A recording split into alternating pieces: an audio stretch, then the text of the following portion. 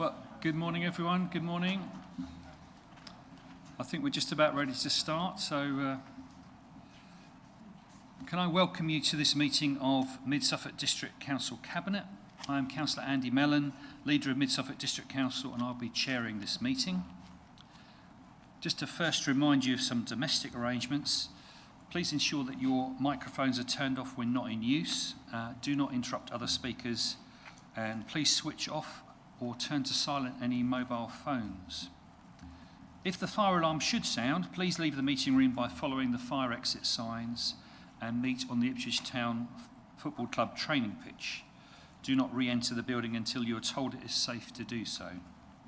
And finally, we will be using e-voting for this meeting on the modern.gov app, so please could Cabinet members make sure they are logged in and ready to use the app.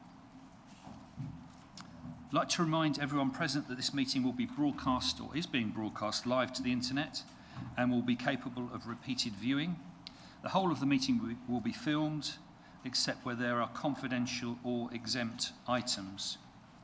If you make a representation to the meeting, you will be deemed by the Council to have consented to being filmed. And by entering this meeting as a speaker, you are also consenting to being recorded by the Council and to the possible use of those images and sound recordings for webcasting and or training purposes. But the Council, members of the public and the press may record, film, photograph or broadcast the meeting when the public and press are not lawfully excluded. I see we've got quite a number of officers here today. Welcome all. I'm not going to go around and welcome you individually, but thanks for coming in today. And can I move to the agenda, please? Item 1, apologies for absence. Thank you, Chair. We have received apologies from Councillor Teresa Davis, and we also have Karen Watling, the Interim Corporate Manager for Finance, Commissioning and Procurement, joining the meeting virtually. Thank you very much. Item 2, to receive declarations of pecuniary, other registrable or non-registrable interests by members. Are there any to declare? No? Okay, we can move on to item 3. This is paper MCA/23/25 to confirm the minutes of the last Cabinet meeting, which was held on the 5th of December 2023. Are there any points regarding the accuracy of the minutes? If not, can I have a proposer, please? Councillor Eburn, and a seconder? Councillor Stringer. The Governance Officer will now conduct the vote. Thank you, Chair. That vote is in progress now.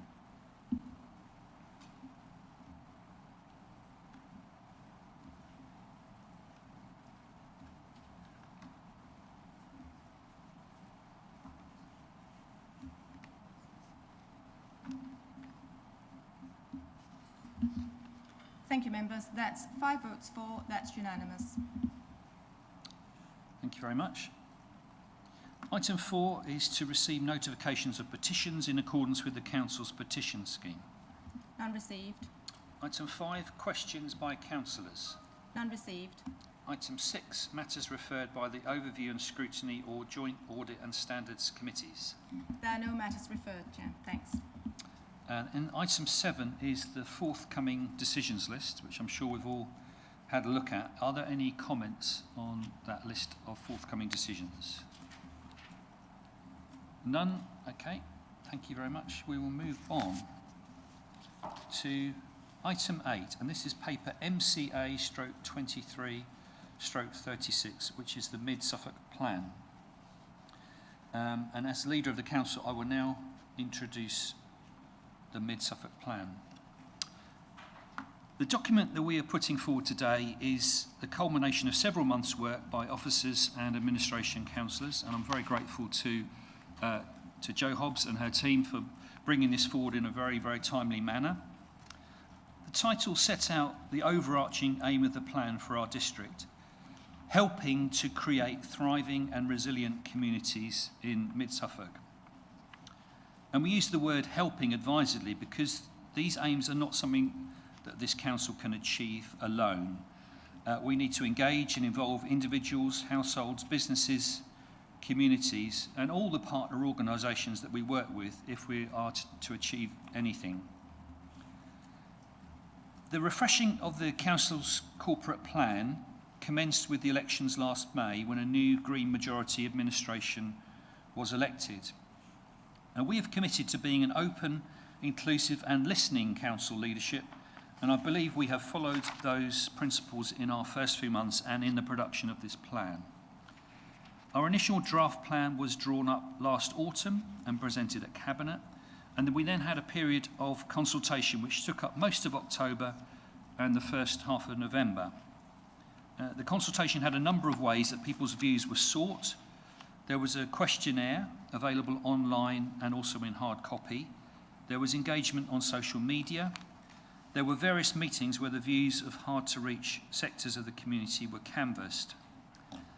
I attended a couple of meetings with the Chamber of Commerce and local businesses where we received feedback from them. And also we had the Town and Parish Forum where we had a consultant-led session drawing out the views of community leaders. All this feedback was then taken into consideration when refining the draft plan into its final form. So I'm happy to present the plan today. This plan will feed into the delivery plans, which will give the practical detail of how we impact the district over the next few years. But I'm hoping that Cabinet will approve this plan today and then we'll take it forward to Council later in the month.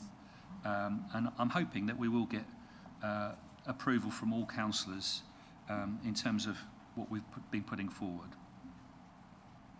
So I'm happy to propose the adoption of this plan.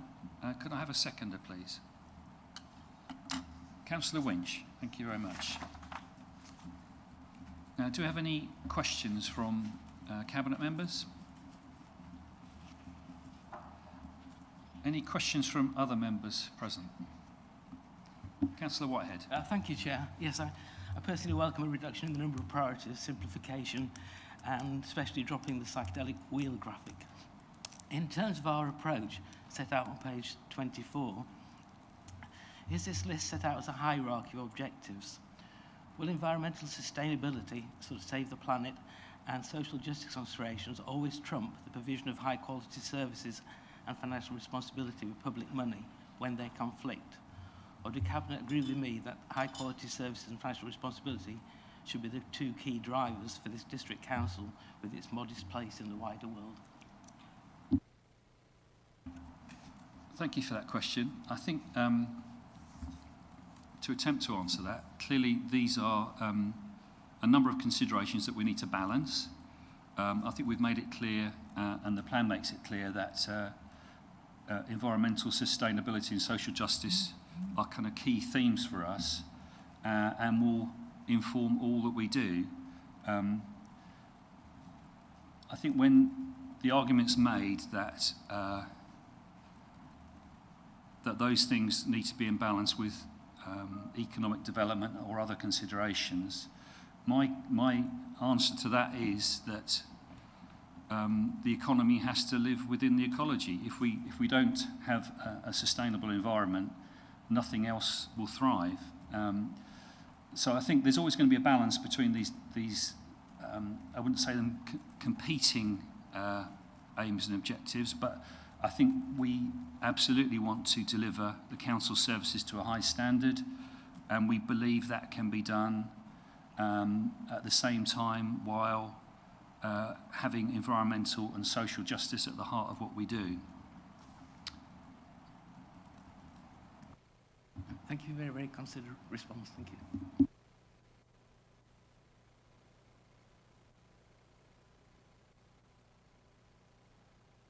Okay, so I'll now open the item up for debate. Does anyone else want to make a contribution to the debate? Councillor Winch.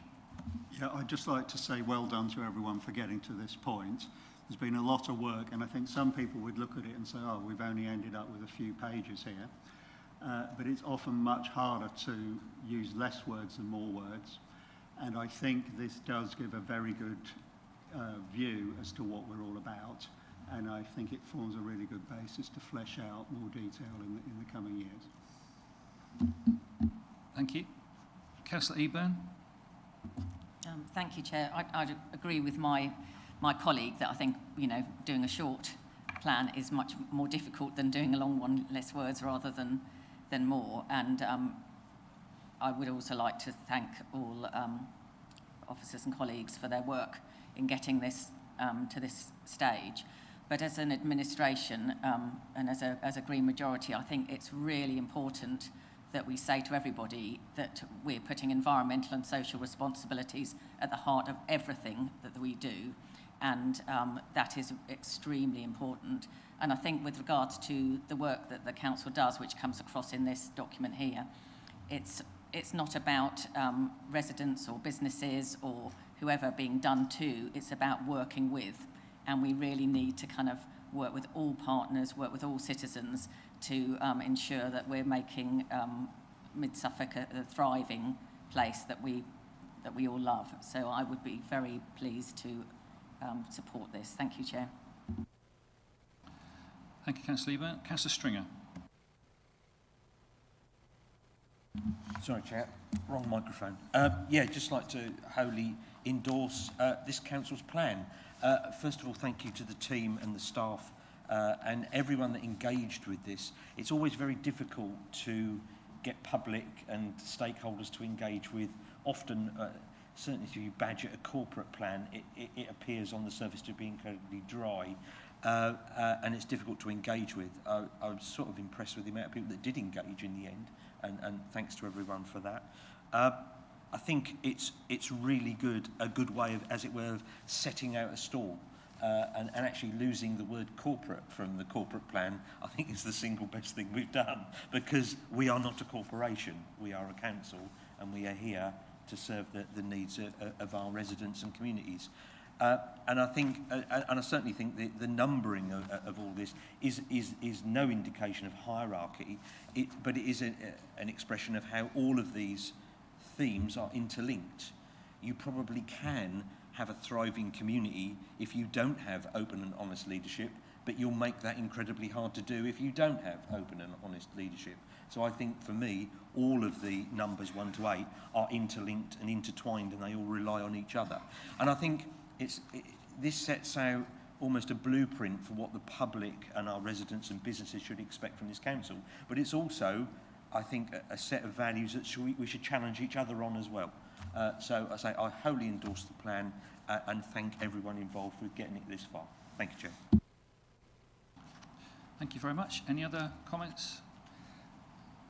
Okay, so I'll just read the recommendations and then we'll move to the vote. So recommendation 3.1, to consider the feedback from engagement and endorse the final Mid-Suffolk plan, setting out the vision and strategic priorities for Mid-Suffolk District Council for 2023 to 2031 as set out in Appendix A.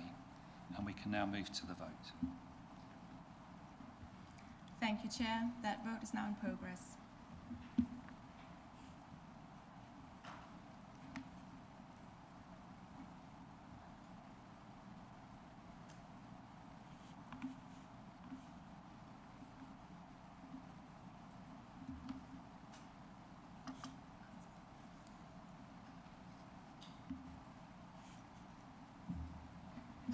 Thank you, members. That's 5 votes for. That's unanimous, Chair. Thank you very much. That is carried. Thank you again to the officers for your input on that. Item 9 is paper MCA/23/37. This is the empty homes and second homes policy. We've got Amma Ntuiyoboa and Deborah Fenton here to support on this item, and I'll now invite the Cabinet Member for Housing and Property, Councillor Winch, to introduce the report. If you see Councillor Winch wandering about, it's not because he's lost interest, it's because he's protecting his back and his... Yeah, I'm not a great fan of standing up at council meetings, but in this case I'm going to do that. So we've got about 680 empty homes in Mid-Suffolk, and about half of those have been empty for a year or more. And empty homes are a waste of resources and generally have a negative impact on communities. And our primary focus with empty homes is to work proactively with landlords to try and bring the homes back into use. And we've got two main services for this. Houses for Homes, which offers advice, guidance and practical things like loans to get the properties in a lettable state. And Central Suffolk Lettings, which is like a gateway between a landlord and a tenant. And the idea is to give a landlord reassurance that they can guarantee their income. So that's the primary focus. What the Empty Homes Premium does is give another aspect to our armoury to try and get these homes back into use. So the proposal on the table is that if a home's been empty for a year or more, you pay double council tax. If it's been empty for 5 years or more, you pay triple council tax. And if it's been empty for 10 years or more, you pay quadruple council tax. There are exceptions to this, things like, is the property under probate, is there a major construction going on, is somebody in the military?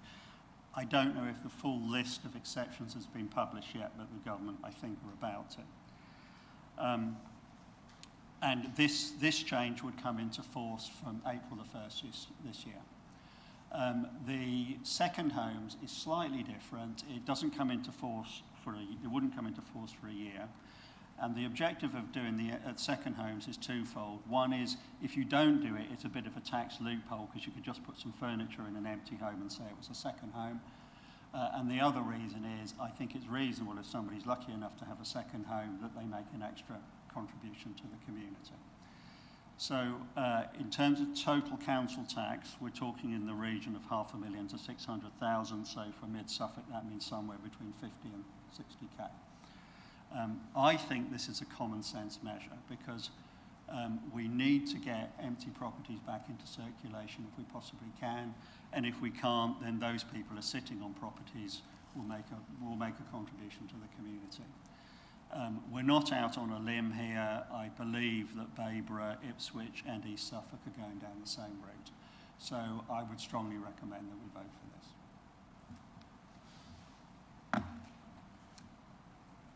Thank you, Councillor Winch. Can I have a proposer and a seconder for that? Richard, you're happy to propose, Councillor Winch, and Councillor Eburn is going to second. Any questions from Cabinet members on this paper? Councillor Weller. Thank you, Chair. It's a question for Councillor Winch. Are we sufficiently resourced to be able to police this?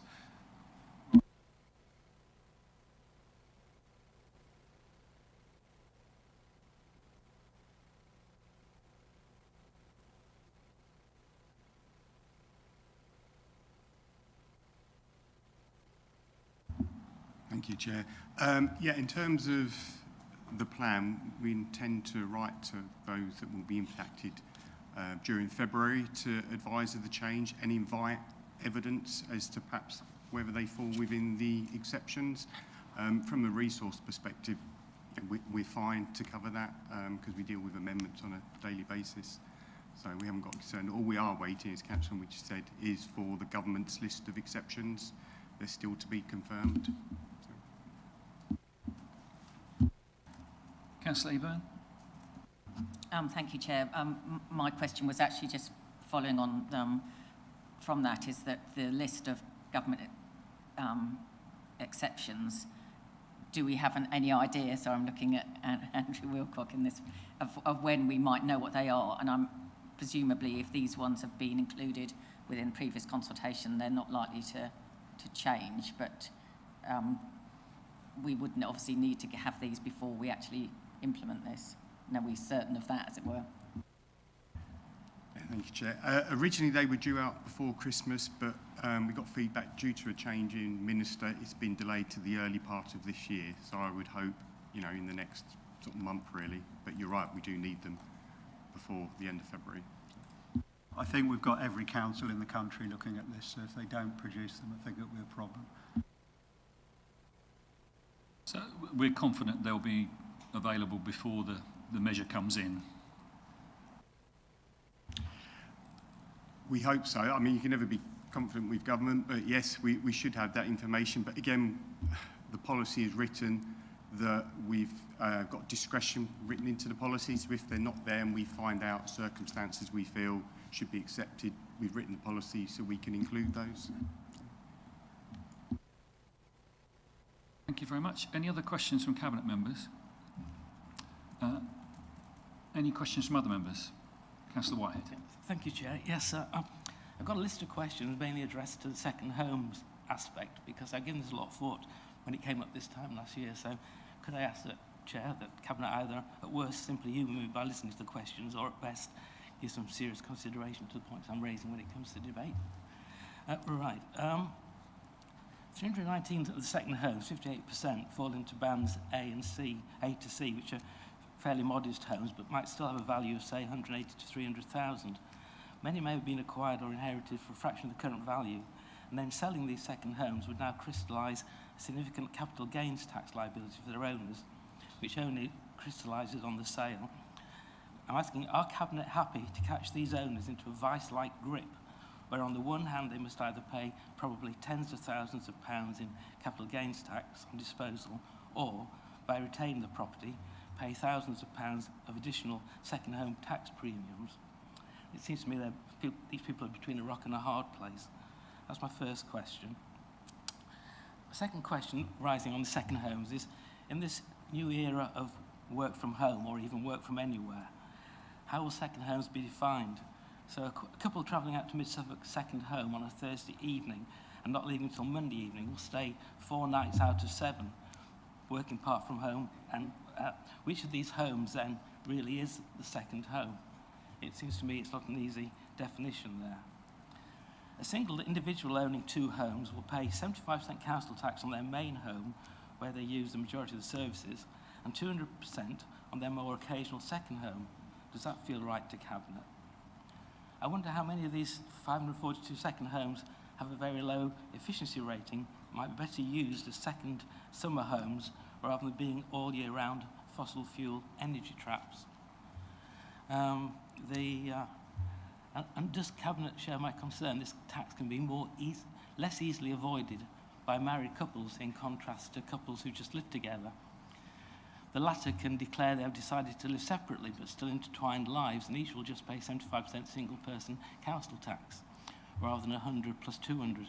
But a married couple, in contrast, would need to create a trial separation to avoid these penal taxes. And in all these cases, married or unmarried, will council officers be employed to investigate the claims, or will the council instead rely on some sort of East Germany communist-style spying by their neighbours to decide on the situation, or indeed both? I just feel with just 1% of second homes falling into the category, it's not like we've got a problem such as Lake District, Cotswolds, North Norfolk or Suffolk Coast. I just feel the second home premium policy raises moral and ethical questions. I personally feel it's an obnoxious and pernicious tax based on the politics of envy, which will raise little extra money for this particular district council. Okay, thank you for those points, and I hope we can address them in debate. So the first one was about capital gains tax versus council tax in terms of people owning and possibly having to dispose of second homes. There was a question about whether homes, if they are of poor insulation, would just be suitable as summer homes, sort of chalets, rather than sort of for year-round habitation. A question about people paying the single premium, the single supplement, so 75% versus 200%. And there was a fourth point there. Sorry, I'll try.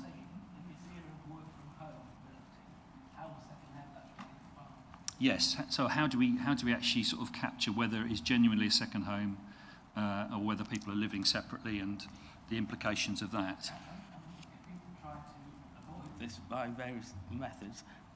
Will we employ officers to investigate this, or will we rely on neighbours and questioning them in a sort of spying on your neighbour type approach?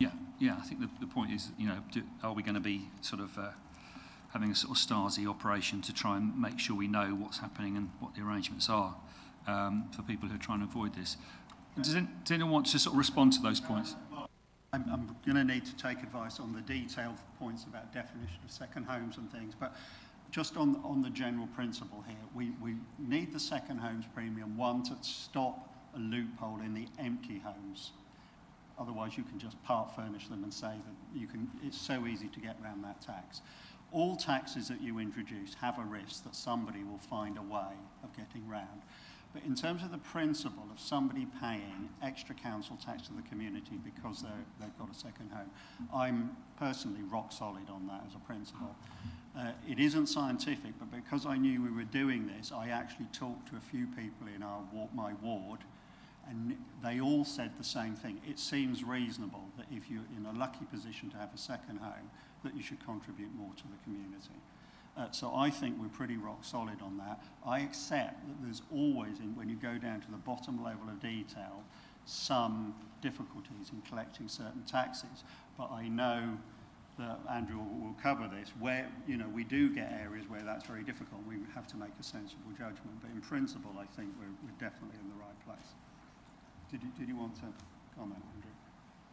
Yeah, thank you, Chair. So, although we're using the term second homes, the government call them periodically occupied properties. So this is a property that is furnished and isn't somebody's sole or main residence. So for council tax, we have to, for everybody we bill, we have to identify whether it is their sole or main residence, which is what we would do with a second home, or if potentially a couple indicate that one lives in one property and one lives in another property, we have to ask the relevant questions to identify where their main residence is. You might have examples where somebody has moved into the area because it's closer to where they work, but actually their family home is elsewhere, and arguably their family home would be their main residence. Their second home would be a property they'd moved into.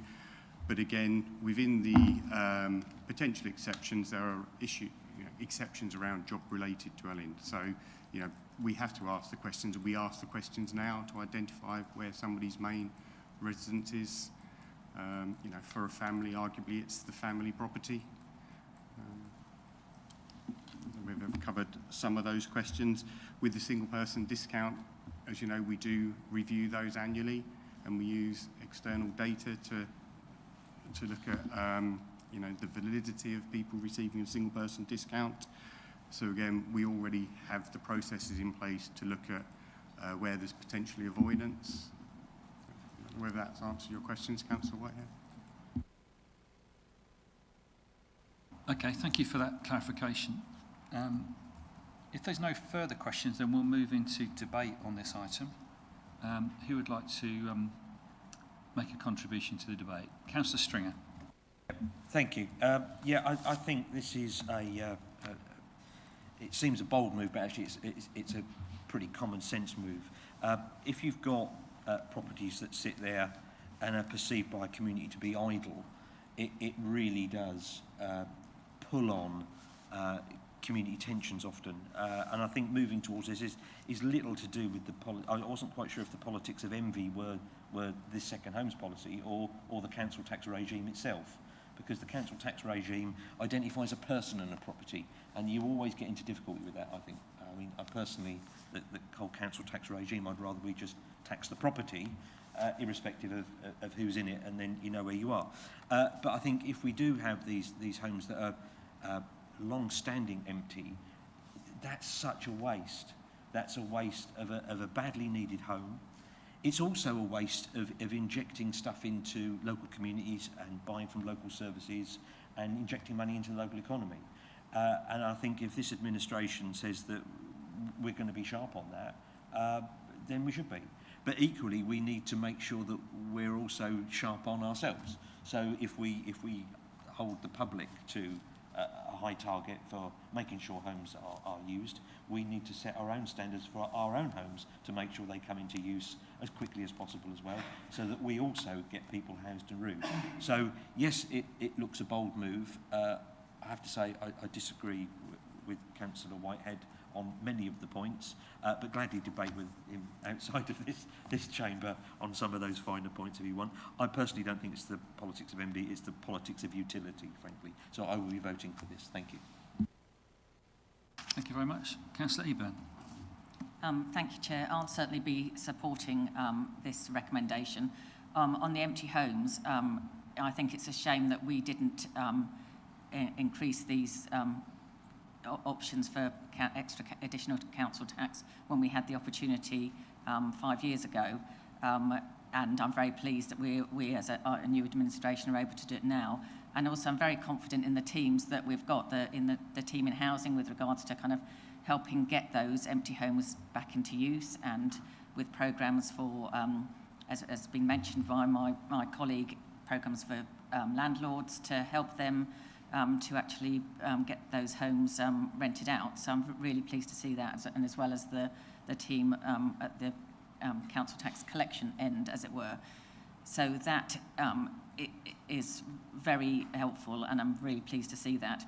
And with regards to the second homes, I think that, you know, if one is, you know, these homes also should be in use. If second home owners have got an issue with their home and don't wish to be, you know, using it as a second home again, we can help them also provide kind of opportunities to get that rented out. So I think, you know, that councils across the country are looking at this, and I think it is a very positive story for our residents of Mid Suffolk, so I'll definitely be supporting it. Thank you. Any further contributions to debate? Okay. Thank you. So I think we are moving forward with this alongside other councils across the region and across the country. It appears to me that if someone is fortunate enough to have a second home and they choose to leave it empty, we're not compelling them to use it, but we are asking them to contribute further to the community. And this seems to be a fair and reasonable thing to me. So I think we can now, I'll just read the recommendations and then we'll move forward to the vote. So the recommendation 3.1, that council approve the empty homes and second homes premiums policy for 24-25 attached in Appendix A. 3.2, that council delegate authority to the Director of Housing in consultation with the Cabinet Member for Housing and Property to make technical amendments to the policy to ensure it meets the criteria set by government and the council. And I will now ask the Governance Officer to conduct the vote. Thank you, Chair. Members, that vote is now in progress.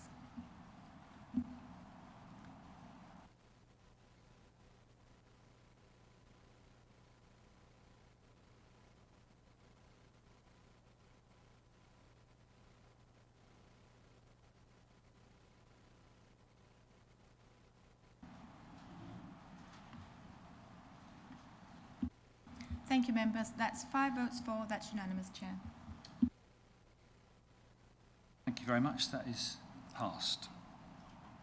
So we now move on to item 10. This is paper MCA /23/38, the Greenhouse Gas Report for 2022/23. And we have a couple of officers helping with this one. So Sarah Wilding, who's our Climate Change Manager, and we have Manoj Chauhan, our Climate Change Consultant here. Thanks for coming in today.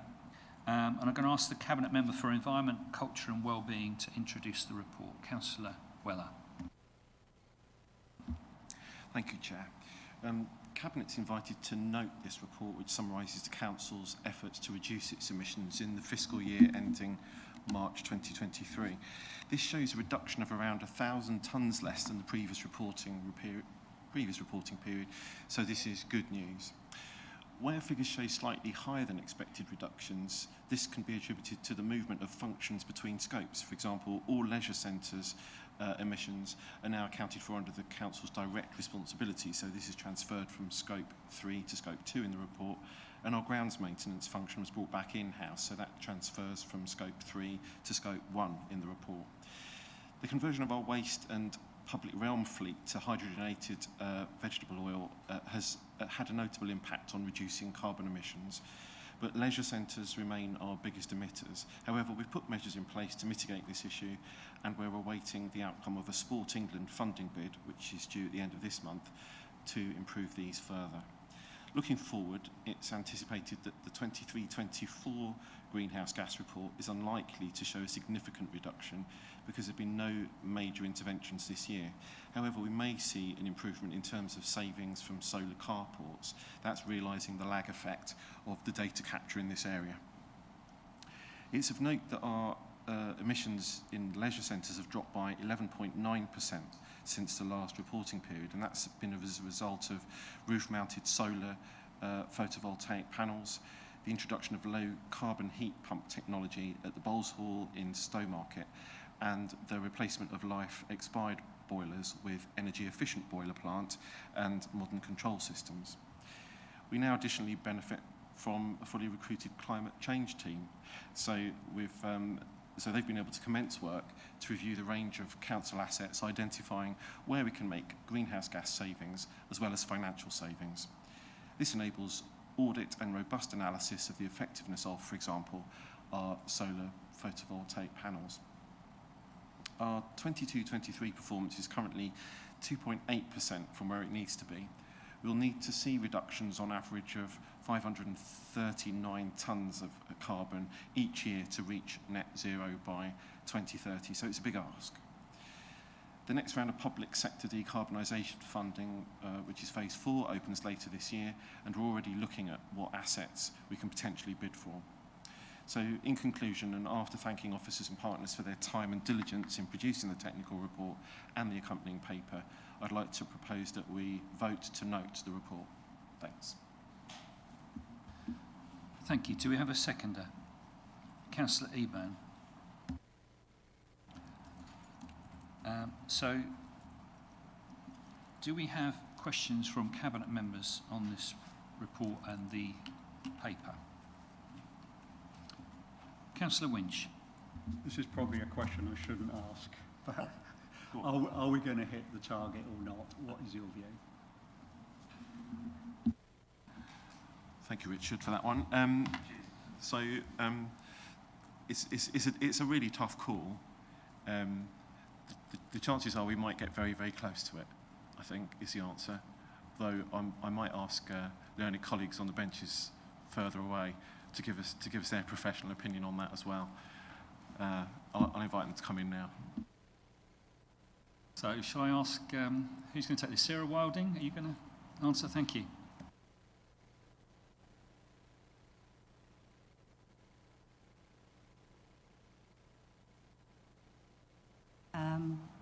Yeah, you know,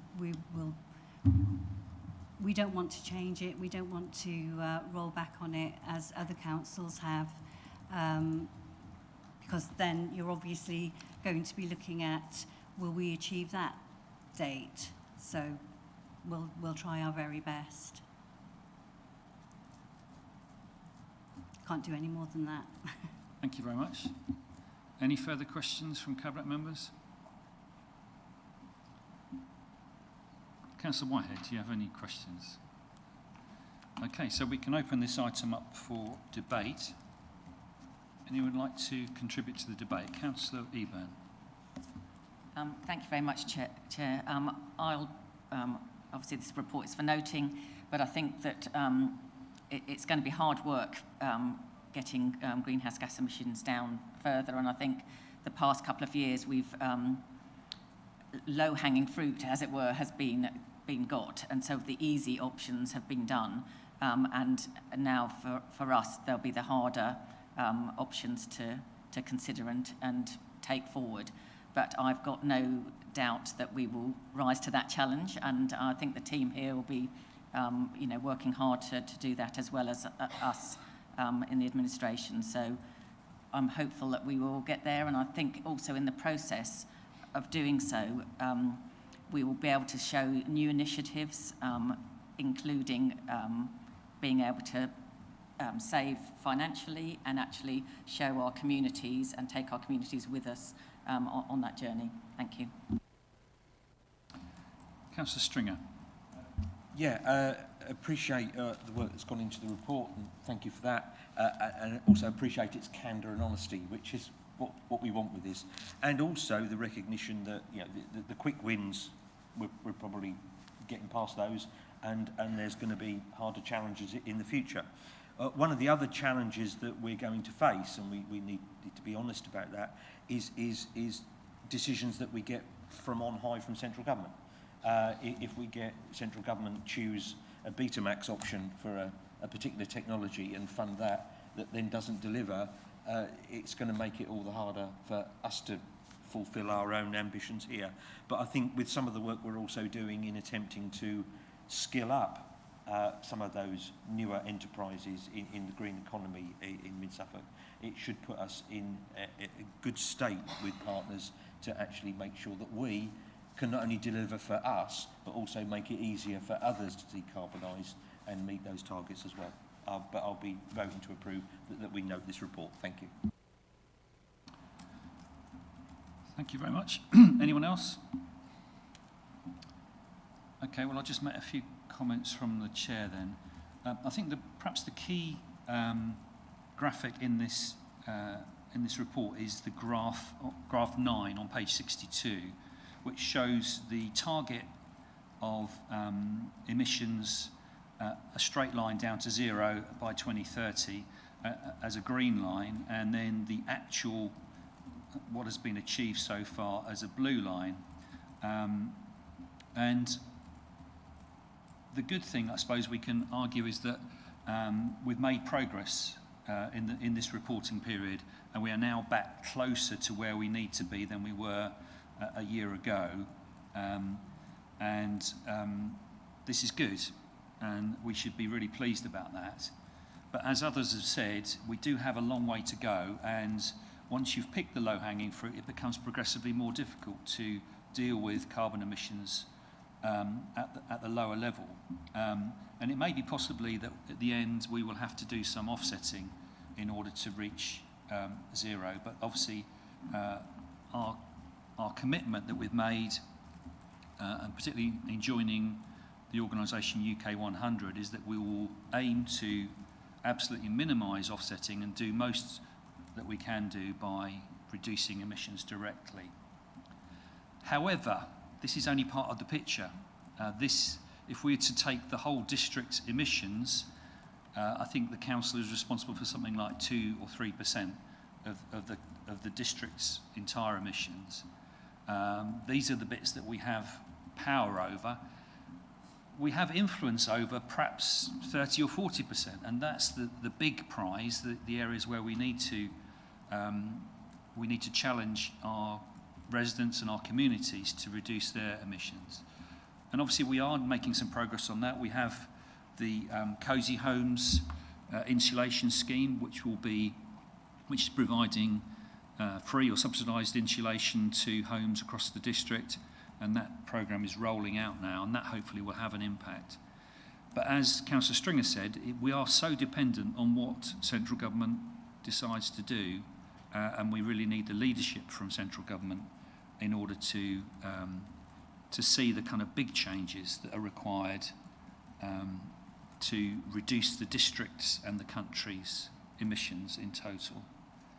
But I'm certainly going to be voting for this report, voting to note it, and we look forward to further iterations of it, and we hope to see further progress, and we're certainly committed to drawing down this council's emissions over the next few years. So I'll just read the recommendation, 3.1, that the contents of the Greenhouse Gas Emissions Report 2022-23 at Appendix A to the report be noted, and I'll ask the Governance Officer to conduct the vote. Thank you, Chair. Members, that vote is now in progress.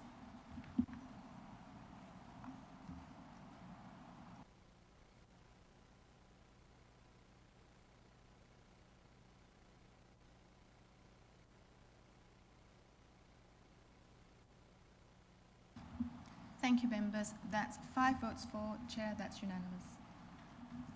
Thank you. So that report is noted, and thank you to the officers for your work on that.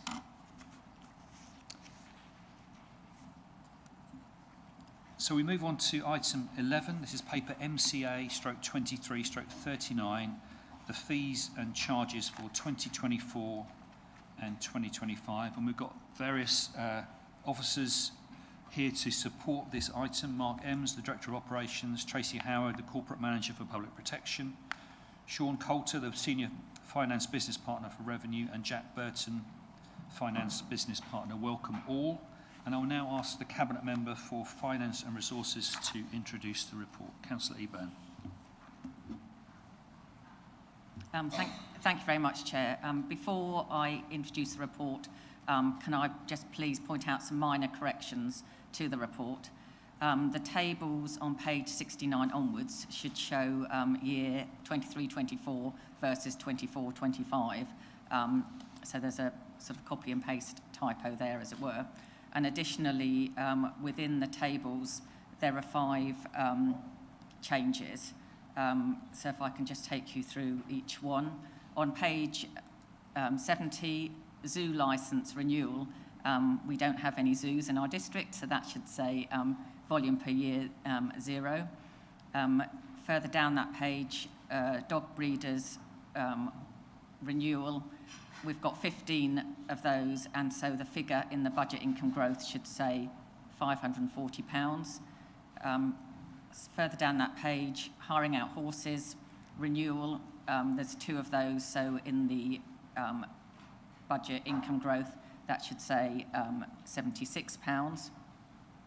On the following page, home borders renewal, we've got 14 of those, so that figure in the budget income growth should be £350. And finally, on page 73, the provision of boarding cats or dogs, 31 plus the renewal, we've got 3 of those, so that figure should say £51. Now that's a total of £1,017 there, which I appreciate is a small amount, but it's very important that this report should be correct. So with regards to fees and charges, they're set annually, and this report details them for the forthcoming financial year, 24-25. And while the council cannot charge for some statutory services and national government sets others, discretionary charges such as vehicle licensing, litter bin emptying and pavement licensing can be set locally by us. In assessing the level of fees and charges for the new financial year, we take into account factors such as inflation and the hours involved in providing a particular service, and we aim to cover costs. In some cases, such as the emptying of litter and dog bins, to cover costs would mean too large an increase at one time, and as such this will be done over several years to get to that point. Some of the fees and charges in the report are new, such as dog daycare licence, and others are kind of few and far between, so have a minimal impact on the overall income.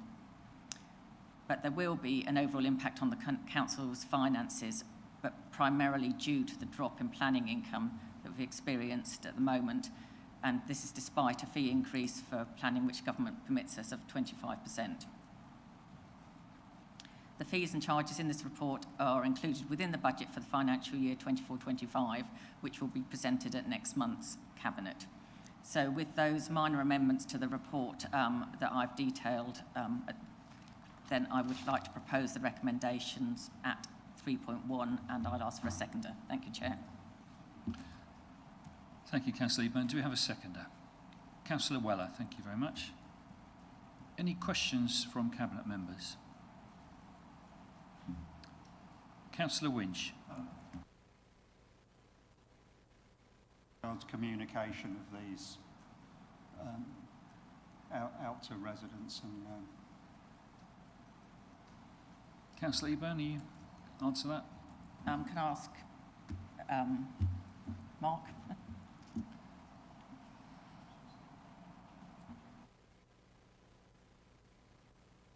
So, I think this will be, nothing's published at the moment, but it will be published as part of the budget, so. Well, there's a sense in which it's published today in the fact that it's in the Cabinet papers, but it won't go any further than that until it comes to the budget papers, yeah? Hopefully that answers you, Councillor Winch, yeah? Any further questions? Councillor Whitehead, do you have any questions? Just one you'll be pleased to hear. Parish councils in December received a letter from Mid Suffolk stating that dog and litter bins cost Mid Suffolk £171 each year to empty. And the 24-25 charge will be £69 per bin per year. Now, the fees and charges schedule now before us states that for litter, the charge will be £49, representing half the cost. So, in other words, the cost of 98. And for dog bins, the £57 represents a 40% discount on cost. So again, a cost of £98. My question is, did the initial letter with the £171 figure have Cabinet sign-off before it was sent out? Councillor Eburn. Thank you, Chair. The letter that went out should have, firstly, that should have been planned to go out earlier in terms of alerting parish councils to any changes in their charges so that they could incorporate any changes within their kind of whole budget planning process. But you might recall that in the few weeks prior to that letter going out, we had significant flooding in this district, and the team that was working on that was heavily involved in the flooding response, as were many members of Cabinet. So unfortunately that slipped through the net in terms of that approach there. We have since then communicated that we do not wish to put up the fees and charges for litter bins and dog bins to the full extent of cost recovery, and the team are doing some work on what that should be going forward to ensure that the figures that we've got are accurate. Thank you, Chair. Thank you very much. Hope that answers the question. Any further questions? No? If not, we can open this item up for debate. Anyone like to contribute to the debate? Councillor Winch. Yeah, I mean, I think there's a general principle in these fees and charges, and that is we need to move the fees in line with the costs, given the state of local government finance. Otherwise, it just creates much bigger problems further down the line. But there is a balance here, and you can't put things up too quickly because that's not reasonable. And I think the set of charges has got that balance right. Thank you very much. Any further contributions to the debate? So in terms of the dog and litter bins, I mean, I think all of us experienced some consternation at parish councils when that letter came out. I think we were able to clarify it fairly quickly. The cost of emptying a dog bin or a litter bin is essentially the same, but I think it's important that we maintain a slight price disparity. Otherwise, there's the risk of parish councils treating every bin as a dog bin, and I think that has some public health concerns. I think we've come to a reasonable compromise, but realising that we need to move towards full cost recovery over time. So if there's no further contributions to the debate, I will just read the recommendation 3.1, that the proposed fees and charges for 24-25 as shown in Appendix A be approved. I will now ask the Governance Officer to conduct the vote. Thank you, Chair. Members, that vote is now in progress.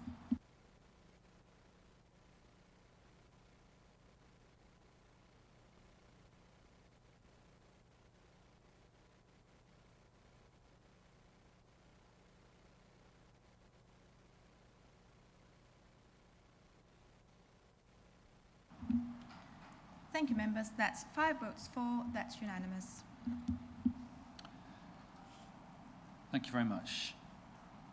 So we now move on to item 12 on the agenda. This is paper MCA/23/40, the Stowmarket Health, Education and Leisure Facilities project. And we have a number of officers here and external consultants too. Fiona Diomel, who's the Director for Economic Growth and Climate Change. We have Kate Parnham, the Regeneration Project Manager, who's done a lot of work on this project. And then we have guests Nathan Swift from Saunders Boston Architects. They're not here. No. Okay. Any of the others here? Just Kate Parnham and Fiona. Okay, so we don't have the guests. That's fine. but I will just report that this report contains confidential appendices. If members wish to question and debate the appendices, the meeting will need to go into a closed session before that debate. But I'll now invite the Cabinet Member for Environment, Culture and Wellbeing to introduce the report. Councillor Weller.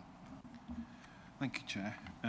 Today, Cabinet are being asked to approve 5 recommendations and 1 onward recommendation to progress activity on the Shelf project in Stowmarket. The case for increasing sporting provisions well articulated in our leisure, sport and physical activity strategy. Our sports partners and residents have eagerly awaited movement on this project for several years, so I'm delighted to bring this paper to Cabinet now as a trigger for a spade to finally hit the earth. Successful delivery of projects of this proportion and complexity are dependent on engagement by multiple dedicated players, grant and funding sources being fully optimised and a strategic implementation plan being executed. The first work package includes all pitch-based facilities, so that includes lengthened and improved rugby pitch at Chiltern Fields, which will make it compliant for league matches, a new 3G pitch, multi-use games area, athletics mini track, active track, cricket nets, our chair will be pleased to learn, trim trail, other improvements to existing grass pitches, connectivity and car park improvements. We can commence work on this work package now because necessary consents and funding are either agreed wholly or agreed pending a decision at Cabinet today and subsequently at full council to commit an element of mid-Suffolk spend from our strategic reserve. There may be disappointment that the full shelf scheme isn't being brought to Cabinet this morning, and I've noted comments from residents especially regarding much needed availability of specific health and wellbeing elements of the project, but these aren't forgotten. Negotiations with relevant partners, consents and funding for later work packages require further attention, but work to progress these is underway and will continue in tandem with the implementation of this first package. So finally, Cabinet are asked to note work already undertaken by officers to identify management models, pending a recommendation to adopt a preferred model, which will be brought forward for Cabinet consideration in the very near future. So I must thank officers across departments for their work on all aspects of this multifaceted project, and thank sport partners and residents for their patience and perseverance up to this time. I propose adoption of the 6 recommendations. Thanks. Thank you, Councillor Weller. Do we have a seconder? Councillor Eburn. Any questions from Cabinet members on this report?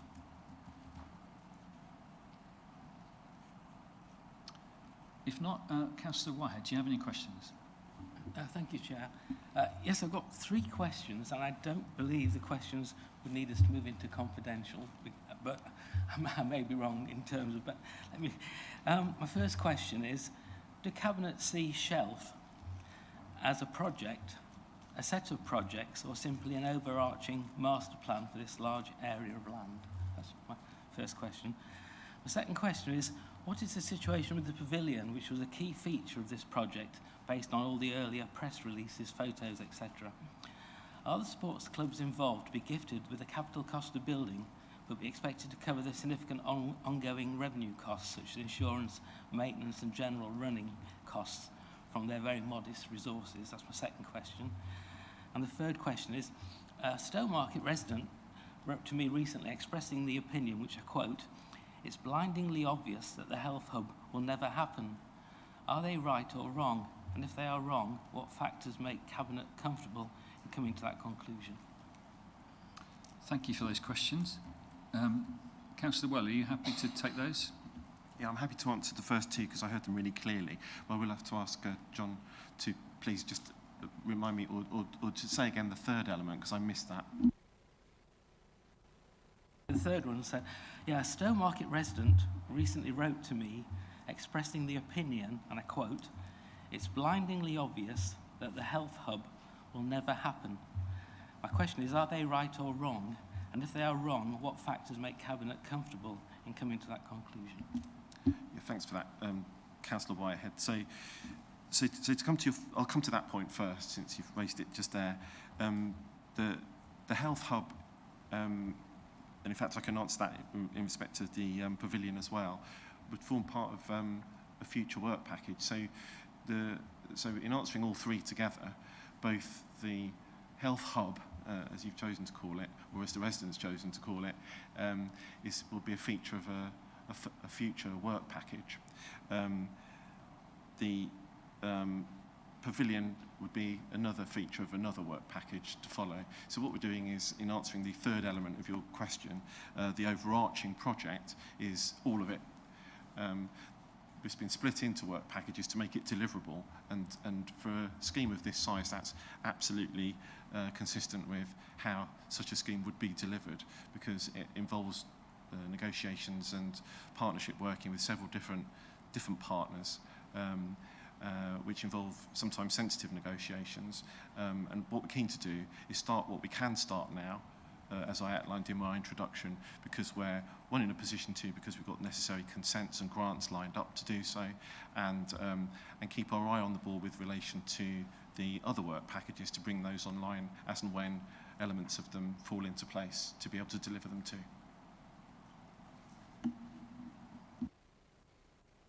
I hope that answers the questions, Councillor Whitehead. Well, I think in terms of the pavilion, I think perhaps we defer that question till when that package comes next to Cabinet. Yeah.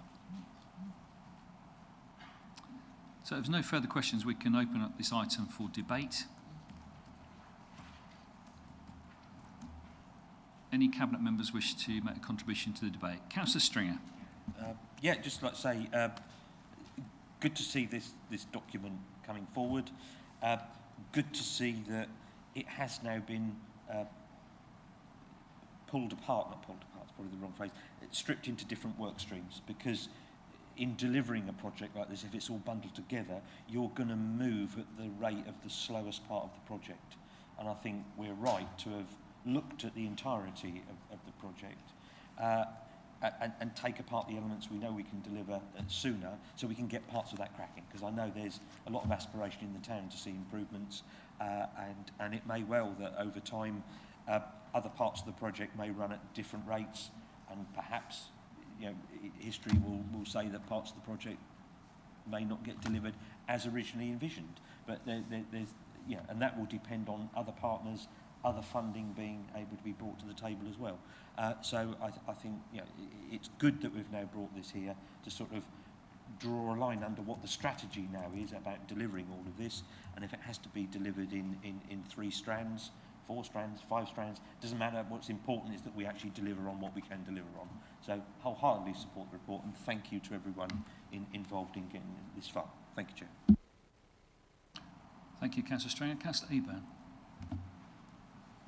Thank you, Chair. I'm really pleased to see this first part of this project come forward.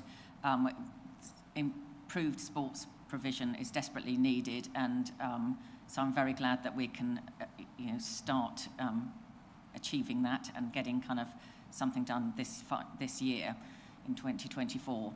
And I think it's really important that we continue the work with the Stowmarket Town Council and all the sporting bodies that have got an interest here, as well as residents, to make sure that we are providing the best facilities for them. And I look forward to the next parts of the project as they come forward. Thank you, Chair.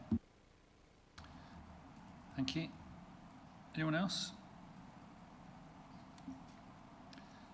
Okay, I'll just add a few comments from the Chair then. I think this report fits into the broad vision we have to improve the sporting and wellbeing facilities in Stowmarket and, in fact, across the district.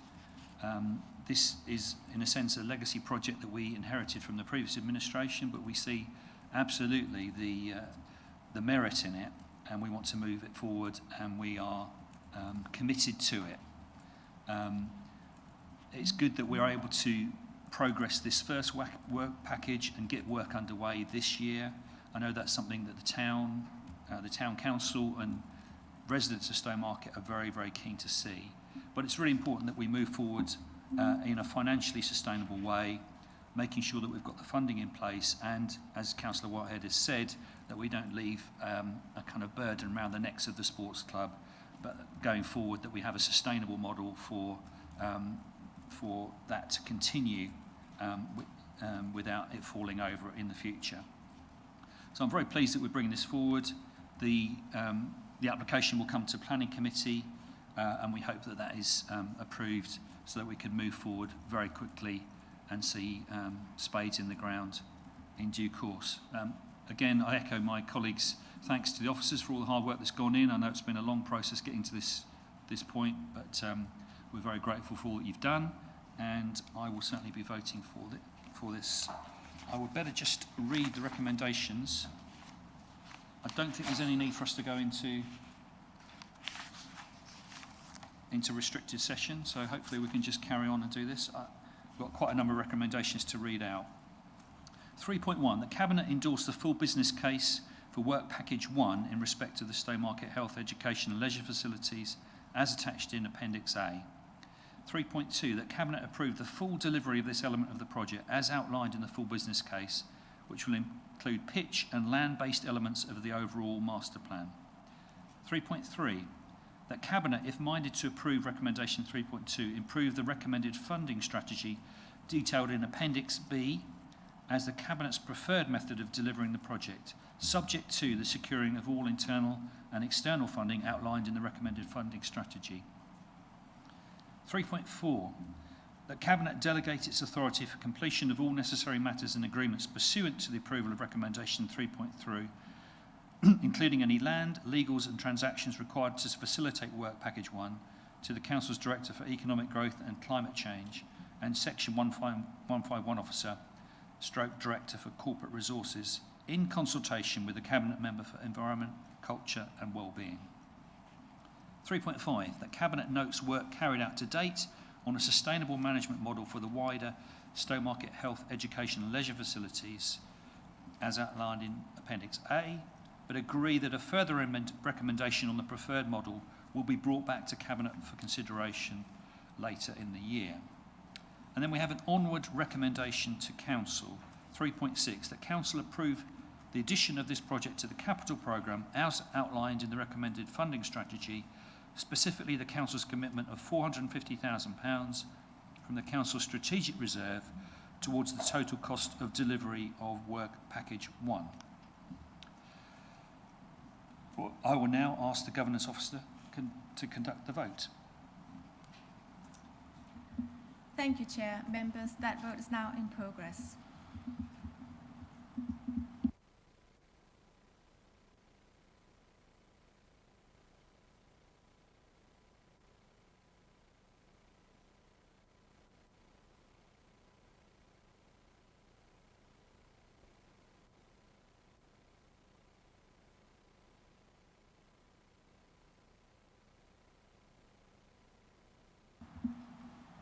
Thank you, members. That's 5 votes for, Chair. That's unanimous.